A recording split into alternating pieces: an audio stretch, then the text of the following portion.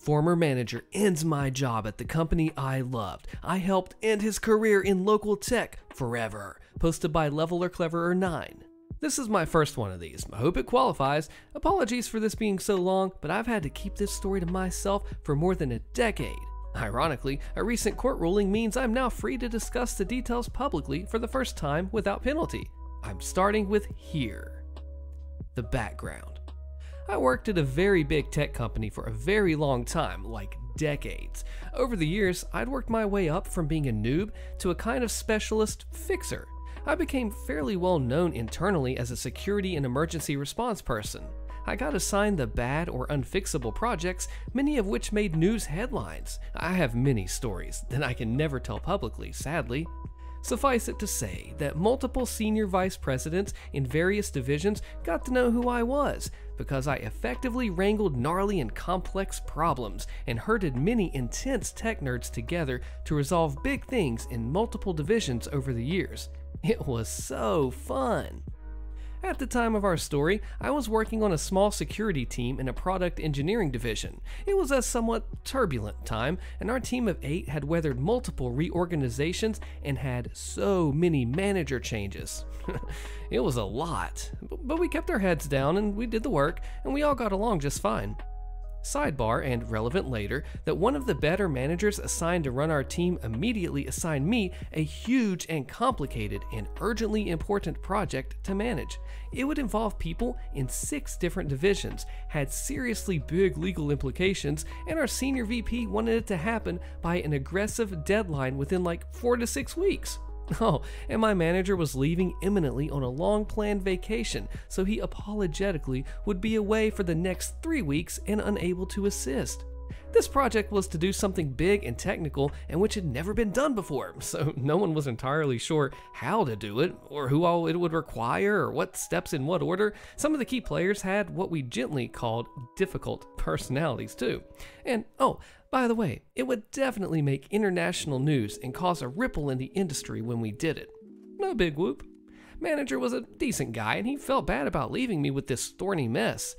And I did it. We got all the people from all the divisions in a room and mapped it all out on a whiteboard. It took days, and hashed out how to do it before the deadline. Actually, well before for bonus points.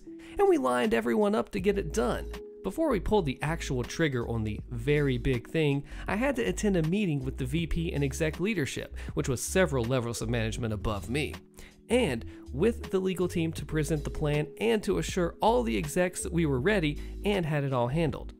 So I looked the VP in the eye and assured him that I got this. And then I did. The team did the big thing sooner than the deadline. It was flawless. We rocked that. Woohoo, yeah, just another day at the office, right? The inept manager. A few months after that epic project, our good manager left us for another role and someone new moved over from an unrelated division out of nowhere. We'll call him Inept Manager. Inept Manager did not know anything about security. He didn't know anything about emergency response, and he didn't know anything about what our division did. In fact, no one on our team had ever heard of this guy. He was the worst kind of middle manager, self-important, dismissive of everyone, cares most about appearances and ego, micromanages stuff he doesn't comprehend, and just makes everything worse. But he apparently knows people, and those people get him job assignments because of politics, loyalty. He certainly didn't have any skills or experience for our team. Ugh, that guy was the worst. One of Inept Manager's many weird quirks was that he didn't think it was appropriate for our team to disagree with or correct each other in front of other people. Things in tech, specifically product development, move pretty quickly and things change all the time. So if some of our team was meeting with someone from another team and something was like, so we decided to make the sky green and we're on schedule. And someone else on our team chimed in to say, actually that's changed. We decided that the sky is now going to be blue and we pushed the deadline back 2 weeks. That just actually happened in an earlier meeting. Oh, okay, cool. Inept Manager would interrupt and say, we clearly need to get on the same page. Let's end this meeting right now and reschedule when my team has all the facts straight.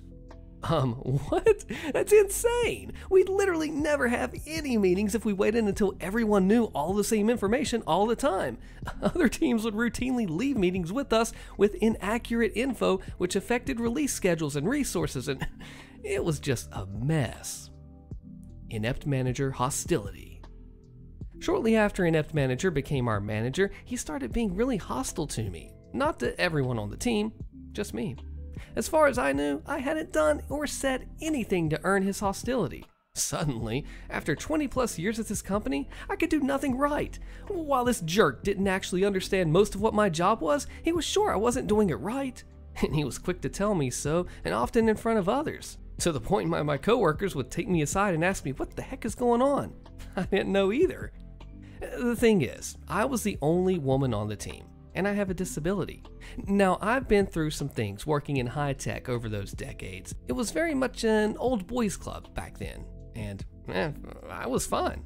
I'm not one to claim discrimination at the drop of a hat or for no reason.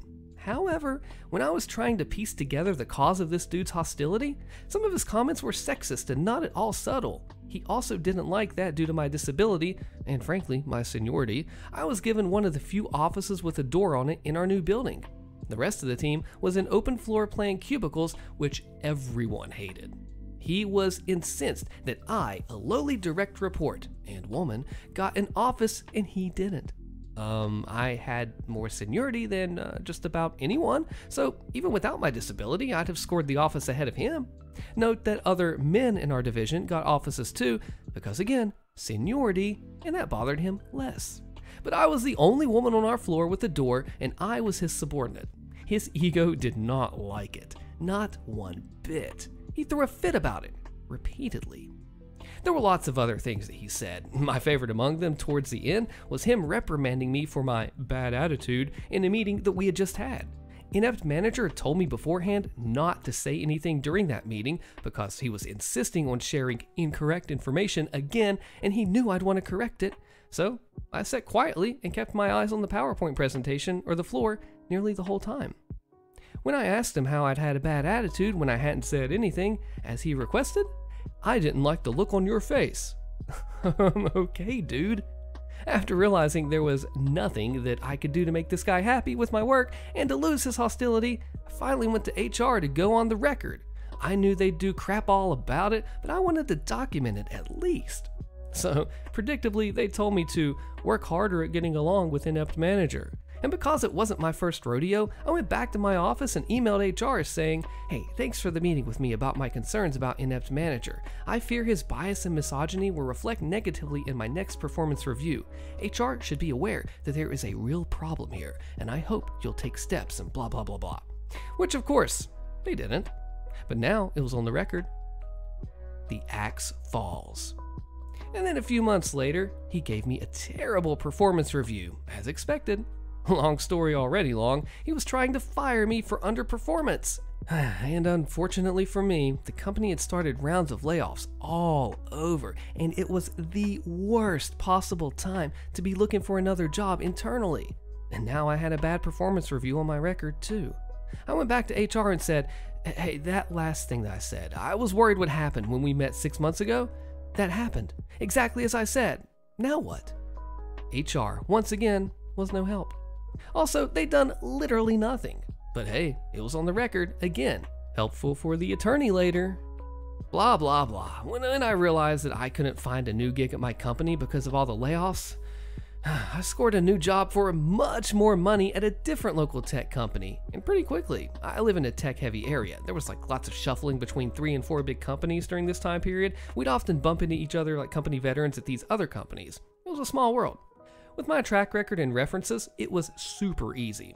After that was lined up, I called an employment discrimination attorney to negotiate my exit from the company that I thought I'd work at until I retired. Sad face. Because I had documentation with HR explaining Inept Manager's misogyny and ableism going back for some time, and because they'd done crap all about it, and because there were witnesses who confirmed his behavior, they had no leg to stand on.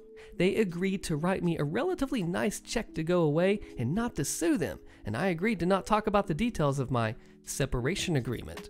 I went down to my lawyer's office and signed the agreement, and I looked to see who had signed the agreement for the company. I assumed it would be someone in HR, but it was still blank. I'd eventually get a copy once someone there signed it, so I took my check, I packed up my office, and left. Goodbye, old company. I started my new job a few weeks later. Karma begins. This was August of that year that I left. I got my copy of the executed contract in the mail in October. Who signed it for the company? Not HR, but my exec VP, the one who asked for the urgent, highly important, legally complicated project, the guy I looked in the eye personally and then delivered on this very big thing he personally asked for before the deadline he asked for. That is who signed off on my separation agreement. I suspect that he had no idea until that moment that I was gone. And I imagine that he likely had many questions about what the heck had happened. And also, why did they have to pay me a chunk of money on the way out? Whoops. I chortled when I saw it. Since the VP knew me and we had some history, and Inept Manager was new to the division and was one of the hundreds of middle managers he'd likely never heard of, I'm guessing Inept Manager had some explaining to do. I really enjoyed the thought of that. Karma for real. Cut to November. As I mentioned, it was a relatively small tech company in the area, and those of us who worked in security, in particular at Company X, would often encounter other current and former colleagues at Company Y or Z or whatever. Heck, there was a ton of poaching going on between the companies. One day, I got an in-company chat from someone who'd worked in security at my old company. We'll call her Security Colleague. Security Colleague asked me if I knew someone named Inept Manager. Ooh, why yes, I did. Why? Because Inept Manager was appearing on Security Colleague's schedule to interview for an open management position the very next day.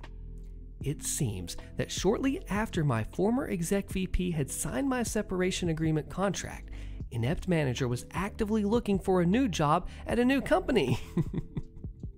Security Colleague asked me what I thought about Inept Manager, and I said, you know, I can't really talk about it for legal reasons, which, boom, everyone knows what that means. But if you wanted to ring my personal cell phone later this evening to catch up on old times, please do. She did.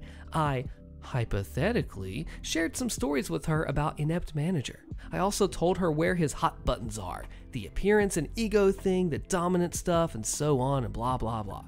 And all about his misogyny and ableism, which was perfect since she was conducting his interview.